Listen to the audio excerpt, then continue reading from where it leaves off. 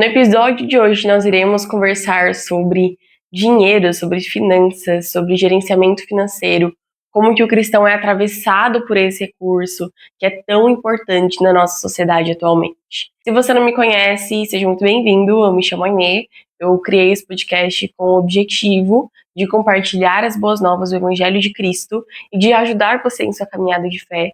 Então, se você se interessa por esse conteúdo, de saber como que a cultura, como que a sociedade se relacionam com a fé cristã, se você tem interesse em aprofundar seus conhecimentos bíblicos das escrituras que nós acreditamos, seja muito bem-vindo, convido você a ficar por aqui e já se inscrever aqui nesse canal. Bem, como eu disse anteriormente, é sobre isso que a gente vai falar. A gente vai falar sobre dinheiro no dia de hoje.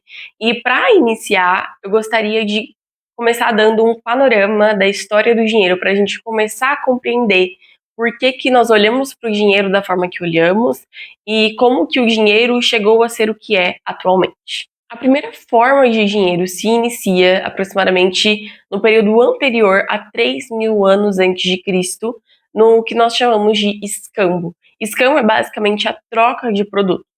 Um exemplo disso é que no Egito Antigo, os trabalhadores recebiam parte do seu salário em grãos e em cerveja. Posteriormente a esse período, nós temos o que chamamos de dinheiro mercadoria, que se data de aproximadamente 3.000 a.C. a 700 a.C.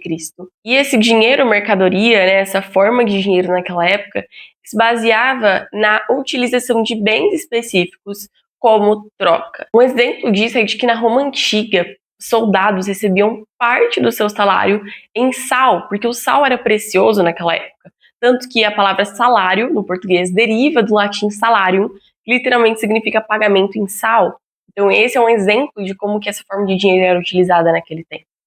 Posteriormente a esse período, a partir do ano de 600 a.C., nós temos a criação das primeiras moedas metálicas. Isso pode ser visto, por exemplo, na Grécia Antiga, quando houve a criação do dracma, que era essa moeda, de fato, física, que favoreceu o comércio entre as cidades-estado. Na Roma também, no Império Romano, nós temos a criação do denário, que era uma moeda de prata, que inclusive Jesus menciona nos seus ensinamentos, em suas parábolas, é possível ver Jesus mencionando o denário. E depois desse período, a gente vai ter, então, nos anos de 600 a 1100 depois de Cristo, a criação do papel moeda, que basicamente eram recibos de depósitos usados como meio de troca. Isso surgiu inicialmente, lá na Ásia, lá na China, e depois, a partir disso, esse papel moeda começou a ser oficializado pela própria China, e depois isso chegou até a Europa, com os ourives e banqueiros italianos emitindo recibos de depósito de ouro. E agora, dando um salto nos séculos 19 e 20, a gente vai ter o padrão ouro, que basicamente era que cada moeda, cada unidade monetária representava uma unidade fixa de ouro guardado em reserva. Então, isso significa que o dinheiro, o valor daquele dinheiro era baseado no valor do ouro. Do século XX em diante, a gente vai ter a criação do dinheiro fiduciário, que permanece até hoje, em que esse dinheiro é baseado na confiança em que se deposita. Então, todas as pessoas olham para uma cédula de R$100 e sabem que aquela cédula vale R$100. Não porque o papel da cédula é precioso, mas porque o governo emitiu aquela cédula, mas porque as pessoas, comumente, todo mundo, sabe e deposita confiança de que aquela cédula vale R$100. Assim como a cédula de 50, a cédula de 20, por aí vai. E atualmente, no século XXI, a gente tem a criação, a inovação do dinheiro digital, das criptomoedas, do Pix. A gente não necessita mais de ter um dinheiro físico em mãos, mas muitas transações aí são realizadas por meio da internet, são realizadas de forma virtual. Então, segundo todo esse panorama, a gente pode dizer que atualmente o dinheiro, ele é uma forma, eu diria que até a principal forma de subsistência na nossa sociedade. É a partir dele que a gente paga a nossa moradia, internet, água, luz, comida, alimento. Então, o dinheiro é essa principal fonte de sobrevivência que nós temos atualmente, É a partir dele que a nossa economia, que a nossa sociedade, nossa cultura são construídas sobre, são impactadas também. Para começar, então, de fato, a trazer um pouco dessa relação, entre o dinheiro e o cristianismo e o evangelho de Cristo, como que essas duas coisas podem se relacionar ou não, eu começaria dizendo que para o cristão, acima de todas as coisas, o dinheiro deve representar a provisão divina. né? Nós cristãos devemos entender o trabalho, devemos entender a força que nós temos para trabalhar, o dinheiro, resultado, né, que é fruto desse trabalho, como acima de tudo, resultados, evidência da graça e da misericórdia de Deus sobre nossas vidas. Deuteronômio 8, do versículo 17 e 18, vai dizer: não digam, pois, no coração, a minha capacidade e a força das minhas mãos ajuntaram para mim toda esta riqueza. Antes, lembrem-se do Senhor, o seu Deus, pois é Ele quem dá a vocês a capacidade de produzir riqueza, confirmando a aliança que jurou aos seus antepassados, conforme hoje se vê. E uma das coisas que eu diria que é essencial também no nosso uso do dinheiro, e já a gente vai adentrar mais sobre isso, falando acerca daquilo que o Senhor nos instrui, né? A palavra de Deus nos instrui com relação a isso, mas a primeira coisa é que nós devemos ter vigilância. Nós compreendemos que o dinheiro de fato é importante, nós compreendemos que o dinheiro, quando usado da forma correta, pode glorificar a Deus, mas nós não devemos deixar que o dinheiro tome o primeiro lugar no nosso coração. Nós não devemos colocar o nosso coração no dinheiro, nas riquezas, naquilo que para essa sociedade, para o mundo tem sido tão atrativo. Isso porque quando cremos em Cristo, sabemos e aceitamos a Ele como nosso Salvador e Senhor. Isso significa que é Cristo quem vai coordenar, é Cristo quem vai direcionar, é Cristo quem vai orientar toda a nossa existência, e isso inclui o nosso uso do dinheiro. E uma das coisas que acontecem quando nós cedemos, quando nós colocamos o nosso coração no dinheiro, é a idolatria. Idolatria pode ser definida como qualquer coisa que tire a primazia de Deus, a primazia de Cristo em seu coração. Tudo aquilo que nós amamos mais do que o próprio Cristo, tudo e todas as coisas no qual nós depositamos a nossa esperança mais do que em Cristo, é um ídolo. Inclusive, nós temos um episódio sobre idolatria, vou deixar aqui no card para você escutar. É um episódio bem embasado sobre esse tema, então se você ficou interessado, assiste aqui. Mas, de forma geral, quando passamos a amar o dinheiro, isso se torna um problema. Hebreus 13:5 vai dizer: conservem-se livres do amor ao dinheiro e contentem-se com o que vocês têm, porque Deus mesmo disse: nunca o deixarei, jamais o abandonarei. O escritor aos Hebreus aqui não está dizendo que nós não devemos ter dinheiro, que nós não devemos tocar no dinheiro. O que o escritor está dizendo aqui é que o nosso coração não deve estar nessas coisas. O nosso coração deve estar em Deus, sabendo que Ele conhece as nossas necessidades. O próprio Deus sabe aquilo que nós precisamos e, como nosso bom pastor, como nosso pastor, Ele irá prover conforme aquilo que nós tanto necessitamos. O nosso contentamento acima de todas as coisas deve estar no Senhor, sabendo de que em Deus nós somos satisfeitos. Se nós temos a Deus, nós temos tudo aquilo que nós precisamos. Em Filipenses, capítulo 4, a gente vai ver Paulo falando, né? Eu aprendi a viver contente em cada situação. Eu sei o que é passar fome, eu sei o que é estar, né, de estômago cheio, eu sei o que é não passar fome, mas eu sei que todas as coisas, eu posso passar por todas essas coisas por meio de Cristo, que é quem me fortalece.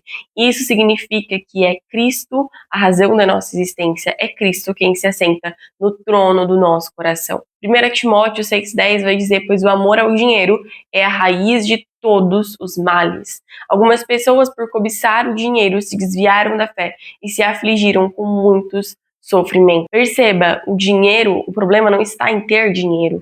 O problema está em amá-lo acima de todas as coisas, em desejá-lo acima de todas as coisas, em cobiçá-lo arduamente. O problema está nisso. Muitas vezes o problema não está no dinheiro em si, mas no coração daquele que o administra. E como consequência disso também, ao olharmos para a nossa sociedade, é impossível nós olharmos para o mundo, para a forma que a gente está, para a nossa sociedade brasileira, e não notar a presença da desigualdade social. Nós não podemos, como cristãos, como pessoas, né, negar a existência da desigualdade no nosso contexto brasileiro. Ser rico ou pobre muitas vezes não vai depender meramente da sua força de vontade ou do seu esforço. Existem muitas outras variáveis que interferem nisso, né? Existem muitas outras coisas, como economia, o contexto individual de cada pessoa, que interferem nesse contexto. Eu não estou aqui justificando a preguiça ou a má vontade. É certa que ela exista em alguns casos. O que eu estou dizendo é de que nós devemos, como cristãos, olhar para a sociedade, compreender o que tem acontecido de uma forma justa, de uma forma sensata, né? E principalmente nós, como cristãos, a partir daquilo que as escrituras nos dizem, o que tem acontecido à nossa volta. E para isso, um livro que eu li, que me ajudou demais, se chama A Economia do Reino, escrito pelo Matheus Ortega. Eu vou pegar ele aqui. Este livro aqui, ele me ajudou demais a compreender melhor o uso do dinheiro, né, como sendo cristã, a administração desse recurso. Ele fala muito sobre desigualdade social. O Matheus, ele sabe, ele escreveu esse livro de uma forma muito rica, cheia de detalhes, cheia de muito bem embasado, com fontes muito confiáveis. Então, se você tem dúvidas sobre esse tema, se você tem interesse em se aprofundar nisso, leia esse livro. E uma citação dele, que eu vou usar para continuar aquilo que a gente está falando, vai se basear lá na página 165, em que o Ortega vai falar assim: é possível buscar sistemas econômicos que, de fato, gerem mais igualdade de oportunidades e recursos. Este é o desafio da nossa sociedade em geral. Legisladores, políticos, juízes, empreendedores, ativistas cristãos ou não. Ainda assim, não significa que todos se verão como iguais, ninguém sendo superior em merecimento de amor. Igualdade mundana é levar o pobre para o mundo dos ricos. É o Starbucks chegar à África. É o pobre conquistar na vida e se parecer com o rico. Igualdade cristã é tratar o próximo sem diferença, é cuidar do outro como se fosse um irmão, é o rico compartilhar a vida com o pobre como um igual. Assim, apenas no amar ao próximo há real igualdade. A economia do reino não defende necessariamente a igualdade social, pois há revoluções e extremos aos quais seus princípios não se alinham, mas sempre defenderá a equidade no amor, pois ser igual não é ter o mesmo tanto de recursos, é ser considerado da mesma forma. E é assim que nós cristãos devemos encarar a realidade. Quando nós falamos de desigualdade social, não é sobre colocar o rico no lugar do pobre e o pobre no lugar do rico. Para nós cristãos, acima de todas as coisas, é tratar o próximo com equidade, independentemente do dinheiro que ele tenha ou não, independentemente daquilo da opinião dele, é amá-lo, porque Cristo nos mandou amar o nosso próximo. Inclusive, nós temos um vídeo sobre o perigo do favoritismo, o perigo da gente só amar o próximo por conta daquilo que ele pode nos oferecer. Eu vou deixar também aqui no card, se você ficou interessado em assistir. E nesse livro que eu li, né, Economia do Reino, o Matheus ele vai traçar 4 perfis acerca de como que um cristão pode se relacionar com o dinheiro. Eu não vou explicitar, né, detalhar cada um desses perfis e tudo mais. Eu peço que você leia o livro para você entender de uma forma mais completa. Mas os 4 perfis são o transformador, o abnegado, o doador e o moderado. De forma muito resumida, a ideia principal apresentada pelo autor é de que Cristo deve ser o nosso Senhor, inclusive sobre o gerenciamento financeiro, sobre a nossa área financeira de recursos. Uma das coisas também que o autor defende aqui é de que é impossível ser cristão sem compartilhar aquilo que tem. Nós recebemos de Deus e somos chamados por Ele a repartir com outras pessoas. A Amy Carmichael, ela vai dizer que é possível dar sem amar, mas é impossível amar sem dar. Então, como cristãos, nós temos essa responsabilidade ainda maior com as nossas finanças, porque nós olhamos para nossas finanças, nós olhamos para o dinheiro sabendo que aquilo que nós ganhamos provém da mão do Eterno. Portanto, podemos dizer que a administração correta do dinheiro exalta e glorifica o nome do Senhor. E o encorajamento que eu dou a você é: ore acerca da sua gestão financeira, da sua administração financeira. Não para que você tenha mais recursos, mas para que o Senhor te dê sabedoria, para que o Senhor te dê discernimento em como investir, em como utilizar aquilo que Ele já te deu, para a gente olhar para aquilo que nós temos em mãos e contentarmos-nos com aquilo que o Senhor já nos deu e já fez por nós.